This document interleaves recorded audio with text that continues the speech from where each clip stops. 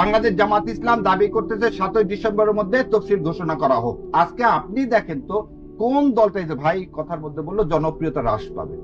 বাংলাদেশ জামাত ইসলামের জনপ্রিয়তা আপ হোক আর না হোক, জামাত ইসলাম বিশ্বাস করে হচ্ছে আল ইমরানের 26 নম্বর আয়াত, ক্ষমতা দেওয়ার মালিক আল্লাহ, ক্ষমতায় নিয়ে যাওয়ার মালিক আল্লাহ। সংখ্যা দিয়ে ক্ষমতা হয় না। তাহলে বদরের যুদ্ধে মুসলমানরা জয়লাভ করতে পারতো না। 313 জন 1500 সৈন্যর বিরুদ্ধে জয়লাভ করতে বদরে পারতো না। জামাত ইসলাম সংখ্যায় বিশ্বাস করে না। জামাত ইসলাম বিশ্বাস করে আল্লাহ যদি ভাবে জামাত ইসলাম উপযুক্ত, সেই পরিবেশ তৈরি করে জামাত ইসলামকে ক্ষমতায় নিয়ে যাবে।